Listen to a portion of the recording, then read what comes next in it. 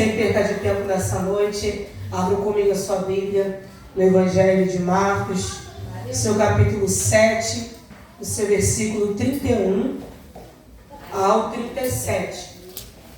Aleluia. Você consegue me ouvir aí 15 minutinhos? Amém.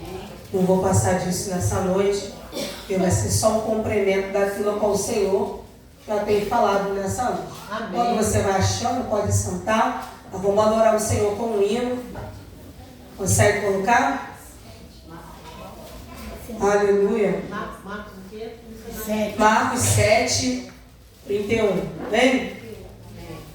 A gente só vai continuar falando aquilo com o Senhor. Ela está falando desde a palavra introdutória. Amém. Até brinquei ali com o Tiago e falei, meu Deus do céu. Precisa nem pregar, porque tudo aquilo que estava no esboço, a Daniele falou. Então o Senhor sabe de todas as coisas. Amém. Não está da maneira dele, da forma dele. Aleluia. Glórias ao Senhor Jesus. Enquanto elas vão colocando ali, nós vamos ler. E ele, tornando a sair da região de Tiro e Sidom, foi até o mar da Galileia pelos confins de Decápolis. Trouxeram-lhe um surdo que falava com dificuldade, rogando-lhe que pusesse as mãos sobre ele, e tirando a parte da multidão, pôs-lhes os dedos no ouvido, cuspindo, tocou na língua, e levando os olhos aos céus, suspirou e disse, Efatá, isto é, abra-te. E logo abriram os ouvidos, a prisão da língua se desfez, e falavam perfeitamente, e ordenou-lhes que ninguém lhe dissesse, mas quanto mais lhe proibia, mais o povo divulgava. E, admirando-se sobremaneira, dizia, tudo faz bem, faz ouvir os surdos e faz falar os mudos. Aleluia. Glória a Deus. Esse é o nosso Deus. Amém? Vamos dar continuidade? A internet está ruim. Vamos ministrar a palavra do Senhor Jesus. Nós estamos diante a uma passagem que a Bíblia ela vai nos relatar que Jesus ele está indo, né, pelos confins, né, de Tiro e de Sidom. E a palavra do Senhor ela nos relata que quando Jesus ele chega, né, neste lugar, ele vai ter um encontro com a mulher sirofenícia, né? O Senhor, ele entra, né, dentro da casa daquela mulher, cura a filha daquela mulher, conhecemos bem o texto. E Jesus, ele está numa terra estrangeira, num lugar mal visto, né? E mesmo assim, Jesus decide ir para aquele lugar, ao encontro dessas duas pessoas. A Bíblia, ela nos relata que Tiro e Sidom é uma cidade fenícia, é uma cidade próspera, é uma cidade de idolatria, é uma cidade, uma região pagã, tá? Eles cultuavam o deus Baal, também a deusa da fertilidade. Era um povo, sabe, que a gente olhando assim aos nossos olhos, assim, humano, nós olhamos e falamos assim, poxa, para que ir lá, né? Deixa o povo, né, continuar da forma que tem. E a gente percebe que Jesus é aquele que vai nos lugares improváveis. Jesus é aquele que vai nos lugares aonde eu não quero ir. Porque a gente, com o nosso julgamento, às vezes nós passamos ali, naquela lixeira ali, olhamos, né, com nossos olhos de crítica, ai, tá fedendo, às vezes colocamos a mão no nariz, nossa, eu particularmente, eu passei ali, dei boa noite os meninos, mas eu acabei me sentindo mal, né, porque tinha um cachorrinho passando mal, colocando sangue, aí o menino falou que tinha dado remédio verde, e aquilo ali me fez mal, sabe? E às vezes nós olhamos com o olhar de crítica, mas Jesus nos ensina que Ele é aquele que rompe fronteiras, rompe lugares para mostrar para mim e para você nessa noite que Ele é um Deus que não olha como a gente olha. É verdade. Ele olha com um olhar de misericórdia. Amém. Jesus, sabendo mesmo dos riscos que corria, ele decide ir naquele lugar. E ele vai, o Tiro, depois vai para Sidom, e ele vai para lá no confim de Decápolis. E a palavra do Senhor diz que quando ele chega aqui no confim de Decápolis, trouxeram-lhe um surdo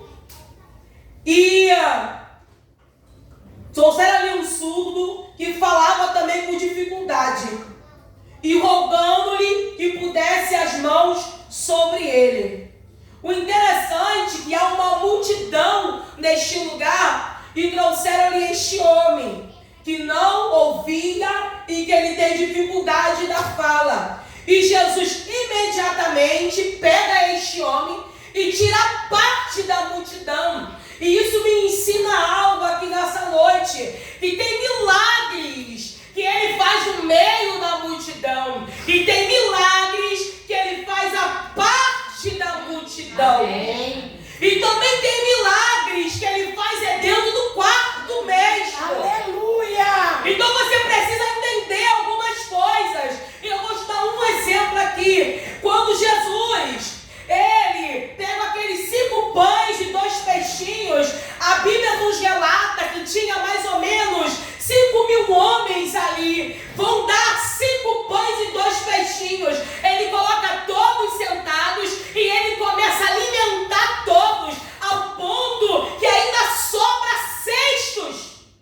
Então você precisa entender, tem milagres que é para edificação do povo. Ele precisa ser feito para o povo ver, o povo observar, para Deus gerar em nós fé. Mas tem outros milagres. Aleluia! Que ele vai tirar parte da multidão. E você precisa entender que tem horas que Deus, ele vai tirar algumas pessoas do seu convívio. Tem horas que você vai ficar sozinha. Tem horas que você vai olhar para um lado, vai olhar para o outro e vai falar assim: nossa, cadê aquela mulher? Cadê os meus amigos que estavam comigo todos os dias? Que ligavam para mim, batiam um papo todos os dias. E você vai olhar para um lado, para o outro. Aí o Senhor dizendo para você nessa noite: eu estou tirando a parte da multidão. Tem milagres que é só para os selecionados. Tem milagres que eu seleciono. Aleluia! É isso que você precisa entender. Jesus tira parte da multidão. E o interessante é que alguém, como foi dito agora propriedade pela Rayane aqui, e alguém vai falar para Jesus assim: Jesus, coloca as mãos sobre ele.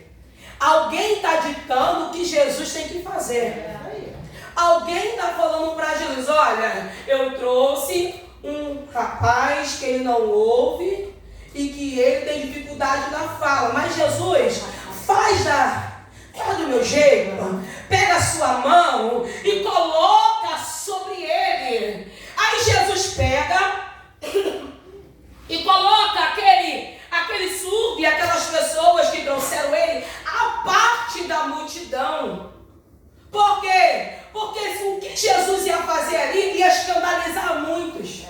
Você imagina Jesus fazendo o que ele ia fazer no meio daquela multidão. Ia criar um burburinho, o povo não ia entender nada. E você precisa entender nessa noite: eu não perdi o controle de nada. Eu estou só tirando as pessoas que não te acrescentam. O que vai te acrescentar, eu sei. O que não vai te acrescentar, eu também sei.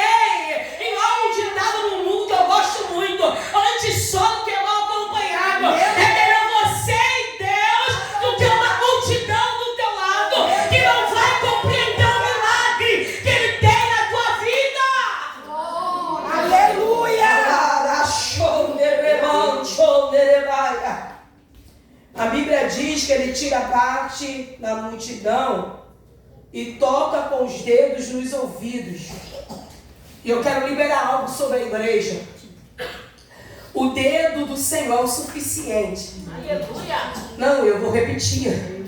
O dedo do Senhor é o suficiente. Aleluia! Às vezes você quer algo assim assim, exuberante, algo grande, que é algo assim que o pessoal fala, nossa, a vitória. E o Senhor está falando, ei, o meu dedo é o suficiente. O meu dedo é o suficiente.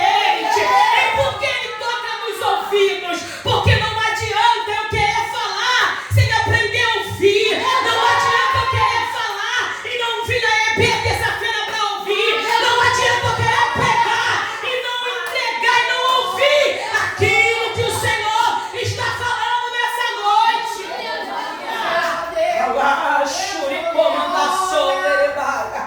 Ele toca nos ouvidos. Toca nos ouvidos deste homem.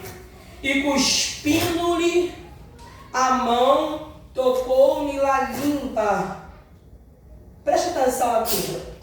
Cuspindo na mão, tocou-lhe a língua. O que a saliva de Jesus representa? Meu Deus. Não, já foi dito aqui várias vezes com grande propriedade. Eu prestei bem atenção no que foi dito aqui dessa noite. O que a saliva de Jesus representa? A palavra.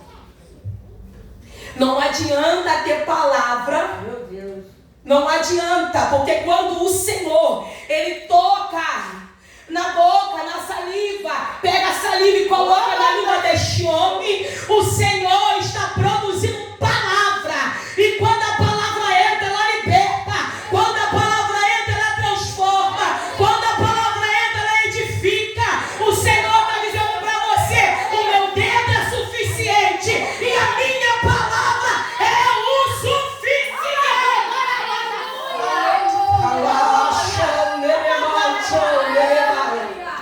E levantando os olhos, suspirou e disse, Efatá. Quando a gente vai pesquisar, Champlin vai dizer que quando Jesus ele levanta os olhos, ele está pedindo permissão a Deus. Não, eu vou repetir. Champlin vai dizer que quando Jesus levanta os olhos, ele está pedindo permissão a Deus para aquele acontecimento. E eu já abro um parênteses aqui para nós. Não adianta eu querer fazer da minha maneira e do meu jeito. Jesus está nos ensinando aqui nessa noite, nesta palavra bem simples, eu já estou encerrando. Ele está dizendo para você nessa noite, ei, antes de tomar qualquer decisão, principalmente no mundo espiritual, peça permissão para mim.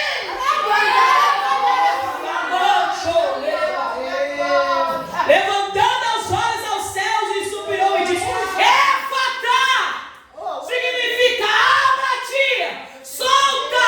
Calma aí, me explica isso, Priscila. Jesus, quando ele grita Efatá, ele está falando com as potestades espirituais. Quando ele começa a gritar Efatá, ele está dando uma ordem no mundo espiritual e está dizendo, abra-te, Satanás, solta, Satanás, desata. É o que ele está dizendo. E a palavra do Senhor diz que logo se abriu os ouvidos e a prisão da língua se desfez. Louvado seja. Entenda uma coisa. Por que a prisão da língua se desfez? Já foi dito aqui também pela Daniele. Por quê? Porque esse homem está aprisionado por Satanás.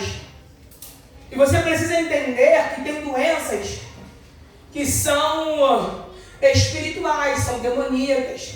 Tem doenças que são para a glória do Senhor. E tem doenças que são naturais. Que doenças naturais? São aquelas que se eu comer muito açúcar, eu vou ficar diabética. Se eu comer muito, eu vou ficar gorda. São esses tipos de doenças, são naturais. E tem doenças que são para a glória do Senhor. Que Deus permite que venha ser cometido para o nome dele ser glorificado.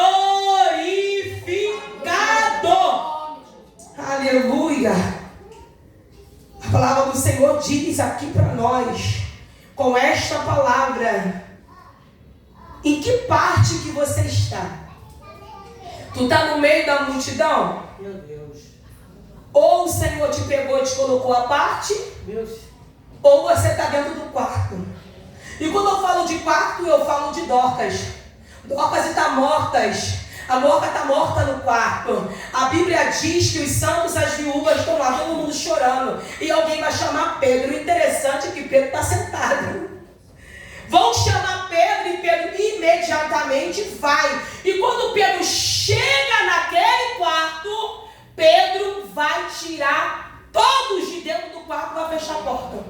Então você precisa entender que tem milagres, tem coisas que vai acontecer na sua vida, que é o Senhor que vai selecionar a maneira, o dia, a hora e o momento certo.